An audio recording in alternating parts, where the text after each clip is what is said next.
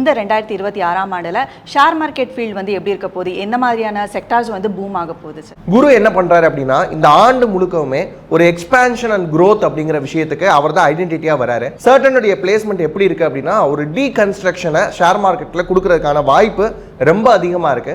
இந்த வருஷம் share market எப்படி இருக்க போகுது அப்படின்னு கேட்குறப்ப ஒரு அன்பிரடிக்டபிளான ஒரு மார்க்கெட்டாக தான் இருக்கும்.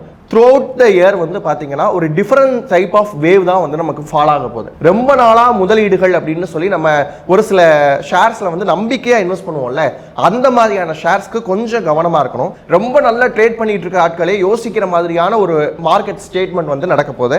அதுக்கப்புறம் வந்து பார்த்தீங்கன்னா ஏப்ரல் 26 வரைக்கும் மார்க்கெட்டில் வந்து ஒரு இன்ஸ்டெபிலிட்டி இருக்கும். எனக்கு ட்ரேடிங் தெரியாது, ஒரு ஆர்வத்தினால வந்திருக்கிறேன், ஃப்ரெண்டு சொல்கிறாரு அப்படின்னு சொல்லி இதில் இன்வெஸ்ட் பண்ணாதீங்க. நீங்கள் புதுசாக ஷேர் வாங்க போகிறீங்க அப்படின்னா கண்டிப்பாக ஏஐ ரிலேட்டடான விஷயத்தில் வாங்குங்க. அட்வான்ஸ் லெவலான ஆட்டோமேஷன் விஷயங்கள் எல்லாம் ஏஐக்குள்ளே வரப்ப ஏஐ ஷேர்ஸ்க்கு ரொம்ப அதிகமான வாய்ப்புகள் இருக்குது. ஃபினான்ஸ், பேங்கிங், கோல்டு, இது மூணையுமே வந்து ஜூபிட்டர் தான் வந்து ஆளுமையாக வச்சிருக்கு. அப்படிங்கிறதுனால இதுக்கும் ஒரு எக்ஸ்பான்ஷனான growth இருக்கும். அதனால இந்த மாதிரியான விஷயங்களில் நீங்கள் வந்து இன்வெஸ்ட் பண்ணலாம். ஹெல்த் கேர், ஃபார்மா, ஸ்பிரிச்சுவல் மறுபடியும் ஒரு ரீகன்ஸ்ட்ரக்ஷனுக்குள்ள வரும். அதனால இதுல இன்வெஸ்ட் பண்றதுல மட்டும் கொஞ்சம் கவனமா இருக்கணும். அதாவது ஃபாஸ்ட் மூவிங் கன்சியூமர் குட்ஸ் அப்படின்னு சொல்லக்கூடிய எஃப்எம்சிஜி மற்றும் ஹாஸ்பிட்டாலிட்டி, இந்த ரெண்டு விஷயத்துல தான் ரொம்ப கவனமா இருக்கணும். ஓவரால் ப்ரெடிக்ஷன் அப்படின்னு பார்க்குறப்ப இந்த வருஷத்துக்கு இப்படி தான் அமைஞ்சிருக்கு.